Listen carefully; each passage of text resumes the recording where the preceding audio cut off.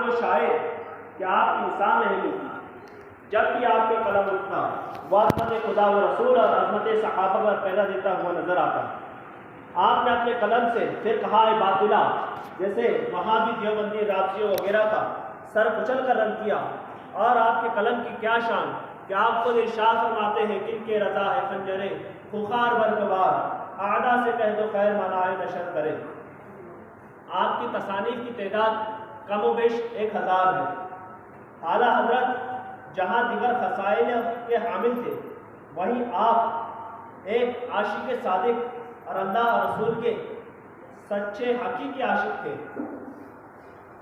اس کے ضمن میں ایک واقعہ پیش خدمت ہے۔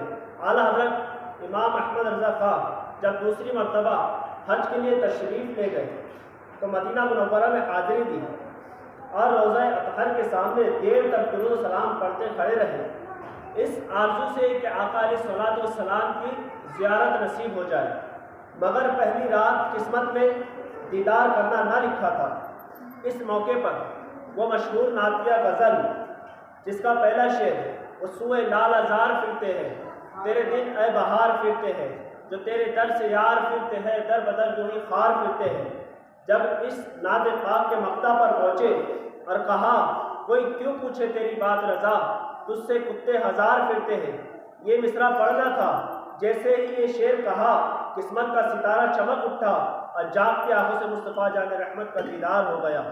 اعلیٰ حضرت نے عشق رسول کو اپنی زندگی کا سرمایہ اور ذکر رسول کو گویا اپنا مقصد بنا رکھا تھا۔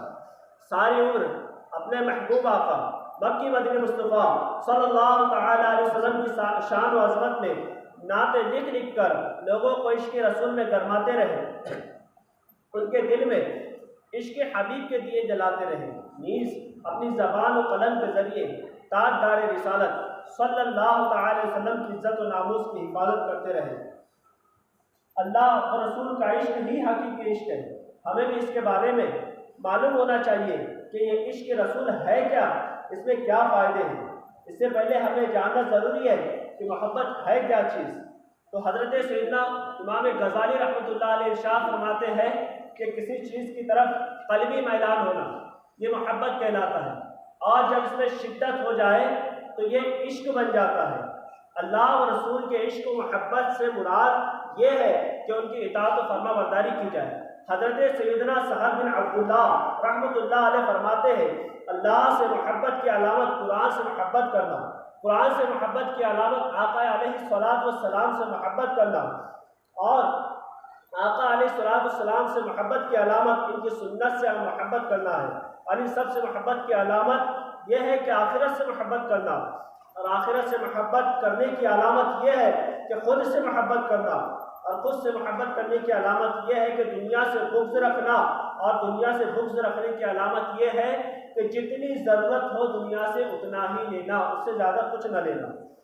معلوم ہوا کہ سچا عاشق رسول وہی ہے جو دنیا کی محبت سے پیچھا چھڑا کر اللہ اور اس کے رسول کی اطاعت میں زندگی گزارتا ہے، اور ضرورت سے زیادہ دنیا کے پیچھے نہیں جاتا۔ جو لوگ عشق مصطفیٰ میں ڈوبے رہتے ہیں ان کے لیے دنیا و آخرت میں بے شمار انعامات ہیں۔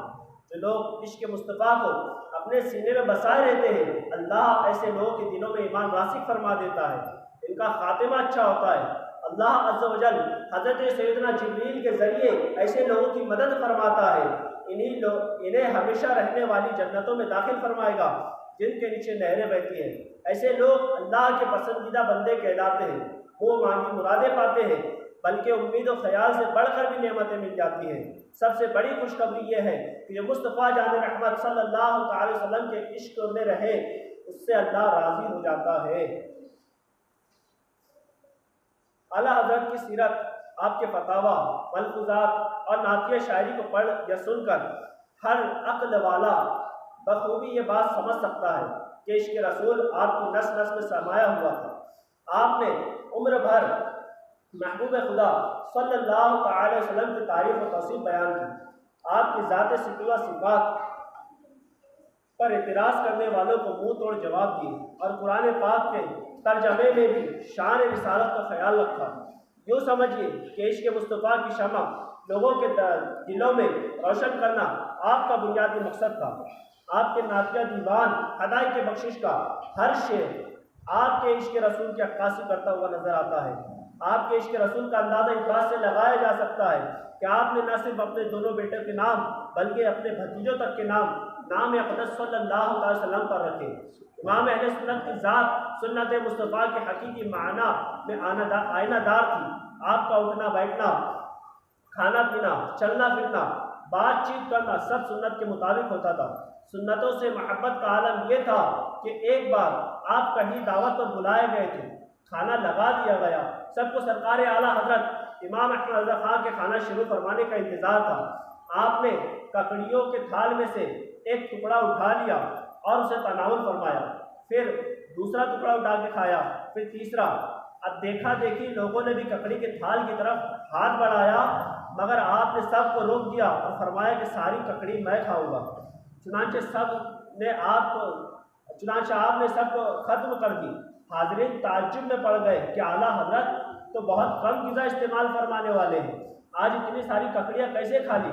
لوگوں کے پوچھنے پر فرمایا، میں نے جب پہلا ٹکڑا کھایا تو وہ کڑوا تھا، اس کے بعد دوسرا بھی اسی طرح تھا، اب تیسرا بھی، لہٰذا میں نے دوسروں کو روک دیا کہ ہو سکتا ہے کوئی ککڑی کھانے والا منہ میں ڈال کر اسے کڑوی پائے اور تھو تھو کرنا شروع کر دے۔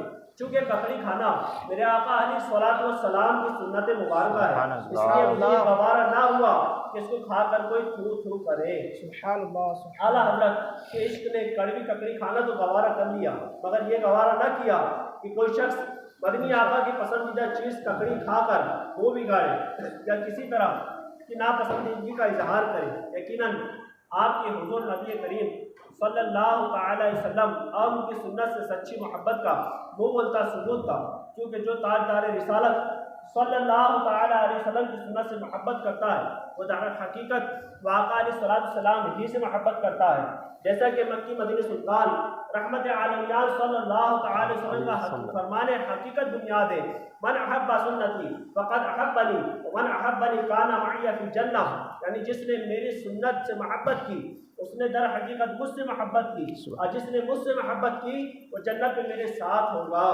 اتباع سنت کی برکت سے اللہ تعالیٰ کا قرب نصیب ہوتا ہے، جہاں دونوں جہانوں میں سرفرازی و سرخ روئی ملتی ہے، عشق رسول میں اضافہ ہوتا ہے اور درجات بلند ہوتے ہیں۔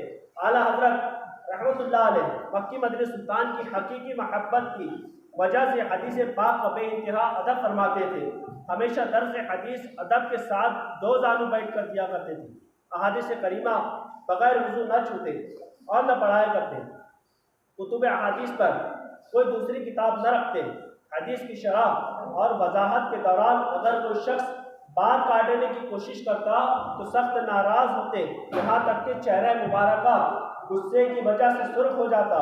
حدیث پاک پڑھاتے وقت پاؤں زانوں پر رکھ کر بیٹھنے کو ناپسند فرماتے۔ ہمیں چاہیے کہ ہم بھی اعلیٰ حضرت علیہ الرحمہ کے نقش قدم پر چلتے ہوئے قرآن و حدیث کے ادب و احترام کا خاص خیال رکھیں، نیز قرآن و حدیث و سنتوں بھرے بیانات سنتے ہوئے بھرپور توجہ اور تمام تر آداب کا خیال رکھیں، اور بے ادبی اور غفلت اور لاپرواہی سے بچا کریں۔ یاد رکھیے کہ ادب انسان کو کامیابی کی بلندیوں تک پہنچا دیتا ہے اور بے ادبی ناکامیوں اور محرومیوں کی دلدل میں دھسا دیتی ہے۔ افسوس آج کل تو ہر طرف بے ادبی کا دورہ ہے، بالخصوص مبارک اسما اور مقدس اوراق کا ادب اور احترام تو اب تقریباً ختم ہوتا جا رہا ہے۔ بسا اوقات اللہ عز و جل اور اس کے حبیب صلی اللہ تعالی علیہ وسلم کے اسماء مبارکہ اور آیت قرآنی والے اوراق بھی سارے راہ بلکہ معاذ اللہ گندی نالیوں تک میں پڑے دکھائی دیتے ہیں۔ یوں ہی بعض لوگ حضور علیہ السلام کی شان و عظمت میں جان بوجھ کر یا بے توجہی کے سبب ایسے الفاظ بول جاتے ہیں یا لکھ ڈالتے ہیں جو آپ کی شاعر شان نہیں ہوتے۔ اللہ عز و جل ہمیں باادب بنا۔ اعلیٰ حضرت امام احمد رضا خان پر اللہ عز و جل اور اس کے پیارے حبیب صلی اللہ تعالی وسلم کا خاص کرم تھا۔ آپ کی تحریر کا انداز اس قدر دلکش ہے کہ خود ادب کو بھی اس پر ناز رہے گا۔ یوں تو آپ تمام مبارک ہستیوں پر دل و جان سے ادب بجا لاتے تھے، مگر پیارے آقا صلی اللہ تعالی علیہ وسلم کے معاملے میں تو بہت ادب کا لحاظ رکھا کرتے۔ اگر کسی کی تحریر یا گفتگو سے معاذ اللہ شان رسالت میں بے ادبی کا پہلو نکلتا یا کسی لفظ سے شان اقدس میں کمی کی بو بھی محسوس ہوتی تو فوراً تنبیہ فرماتے۔ نیز اپنی تحریروں اور نعتیہ شاعری میں بھی اس قسم کے الفاظ استعمال کرنے سے بچتے۔ آئیے اس ضمن میں دو ایمان افروز واقعہ سنتے ہیں۔ چنانچہ ایک روز سرکار اعلیٰ حضرت امام احمد رضا خان کے بھتیجے مولانا حسنین رضا خان اعلیٰ حضرت کے کو فتویٰ طلب کرنے والوں کی طرف سے پوچھے گئے کچھ سوالات سنا رہے تھے اور جوابات لکھ رہے تھے۔ ایک کارڈ پر لفظ اللہ لکھا گیا۔ اس پر اعلیٰ حضرت نے ارشاد فرمایا، یاد رکھو میں کبھی 3 چیزیں کارڈ پر نہیں لکھتا۔ نمبر 1، اس میں جلالت یعنی اللہ عز و جل کا نام کبھی کارڈ پر نہیں لکھتا۔ نمبر 2، محمد اور احمد یہ بھی نہیں لکھتا۔ اور نمبر 3، میں کوئی آیت کریمہ لکھتا ہوں، مثلا رسول اللہ صلی اللہ علیہ وسلم لکھنا ہو تو یوں لکھتا ہوں، حضور اقدس علیہ افضل الصلاۃ والسلام۔ یا اس میں جلالت یعنی اللہ جو کا نام لکھنا ہو تو اس کی جگہ مولا تعالیٰ لکھتا ہوں۔ ایک بار حضرت مولانا سید شاہ اسماعیل حسن میاں رحمۃ اللہ علیہ نے آپ سے ایک درود پاک لکھوایا جس میں حضور علیہ الصلاۃ والسلام کی صفت کے طور پر لفظ حسین اور زاہد بھی تھا۔ اعلیٰ حضرت علیہ رحمۃ اللہ علیہ نے درود پاک تو لکھ دیا مگر یہ 2 لفظ تحریر نہ فرمایا کہ لفظ حسین میں چھوٹا ہونے کا معنی پائے جاتے ہیں اور زاہد میں اسے کہتے ہیں جس کے پاس کچھ نہ ہو۔ حالانکہ حضور علیہ السلام تو باذن اللہ ہر چیز کے مالک و مختار ہیں، لہٰذا حضور اقدس صلی اللہ علیہ وسلم کی شان میں ان الفاظ کا لکھنا مجھے اچھا معلوم نہیں ہوتا۔ اندازہ لگائیے کہ اعلیٰ حضرت کی ذات بابرکت میں ادب و تعظیم کا کیسا جذبہ تھا۔ آپ فنا فی اللہ اور فنا فی رسول کے اعلیٰ منصب پر فائز تھے۔ اللہ عز و جل اور اس کے رسول صلی اللہ تعالیٰ علیہ وسلم کی محبت آپ کے دل پر نقش ہو چکی تھی، جیسا کہ آپ نے ایک موقع پر خود ارشاد فرمایا، اگر کوئی میرے دل کے 2 ٹکڑے کر دے تو ایک پر لا الہ الا اللہ اور دوسرے پر محمد رسول اللہ صلی اللہ علیہ وسلم لکھا ہوا پائے گا۔ اعلیٰ حضرت اپنی ذات کے لیے تو سب کچھ برداشت کر سکتے تھے، لیکن بے چین دلوں کے چین رحمت کونین صلی اللہ تعالیٰ علیہ وسلم کی شان میں ادنا سی بھی بے ادبی اور گستاخی برداشت نہیں کرتے تھے۔ یہی وجہ ہے کہ پیشہ ور گستاخوں کی گستاخانہ عبارت کو دیکھتے ہی آپ کی آنکھوں سے آنسو کی جھڑی لگ جاتی۔ دشمنان مصطفیٰ کی سازشوں کو بے نقاب کرنے میں کسی کی ملامت کو خاطر نہ لاتے، اپنے محبوب مکرم صلی اللہ تعالیٰ علیہ وسلم کی شان و عظمت بیان کرنے میں مشغول رہتے۔ نیز ساری زندگی گستاخوں کی طرف سے پیارے مصطفیٰ صلی اللہ تعالیٰ علیہ وسلم کی عزت و عظمت پر کیے جانے والے حملوں کا سختی سے دفاع کرتے رہے، تاکہ وہ غصے میں جل بھن کر آپ کو برا بھلا کہنا اور لکھنا شروع کر دے، جیسا کہ آپ کی تحریر کا خلاصہ ہے۔ انشاءاللہ العزیز اپنی ذات پر کیے جانے والے حملوں اور تنقید بھرے جملوں کی طرف کوئی توجہ نہ دوں گا۔ سرکار کی طرف سے مجھے یہ خدمت سپرد ہے کہ عزت سرکار کی حمایت کروں، نہ کہ اپنی۔ میں تو خوش ہوں کہ جتنی دیر مجھے گالیاں دیتے، برا بھلا کہتے اور مجھ سے بہتان لگاتے، اتنی دیر مصطفیٰ جان رحمت صلی اللہ تعالی وسلم کی شان میں بد گوئی اور عیب جوئی سے غافل رہتے ہیں۔ میری آپ کی ٹھنڈک اس میں ہے کہ میری اور میرے ماں باپ اور میرے باپ دادا کی عزت و آبرو عزت مصطفیٰ صلی اللہ تعالی وسلم کے لیے ڈھال بن جائے۔ ایک اور مقام پر فرمایا، جس کو اللہ اور رسول کی شان میں ادنا سی بھی توہین کرتا پاؤں، اگرچہ تمہارا کیسا ہی پیارا کیوں نہ ہو، فوراً اس سے جدا ہو جاؤ۔ جس کو بارگاہ رسالت میں ذرا سی بھی گستاخی کرتا دیکھو، اگرچہ وہ کیسا ہی عظیم بزرگ کیوں نہ ہو، اپنے اندر سے اسے دودھ سے مکھی کی طرح نکال دو۔ اعلیٰ حضرت کی سیرت اور کردار کا باریک بینی کے ساتھ مطالعہ کرنے والے اس حقیقت سے بخوبی آگاہ ہیں کہ آپ ایک زبردست عاشق رسول تھے۔ آپ کی شخصیت بے شمار خوبیوں کی جامع تھی اور ایک ولی کامل ہونے کے لحاظ سے آپ انتہائی نرم طبیعت اور منکسر المزاج تھے۔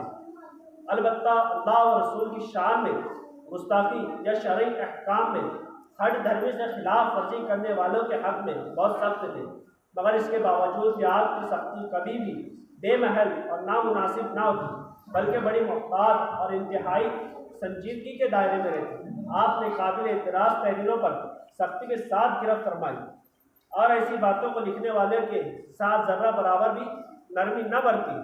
لیکن کسی بھی مقام پر تہذیب و شائستگی کا دامن نہ چھوڑا۔ یہی وجہ ہے کہ رسول اکرم صلی اللہ تعالی وسلم صحابہ کرام علیہ رضوان اور اولیاء اعظام سے بغض و عداوت رکھنے کے سبب کفر و گمراہی کی تنگ و تاریخ وادیوں سے بھٹکنے والے بہت سے افراد آپ کی تحریروں کی برکت سے اپنے برے عقائد سے طائب ہو کر سچے پکے عاشق رسول بن گئے۔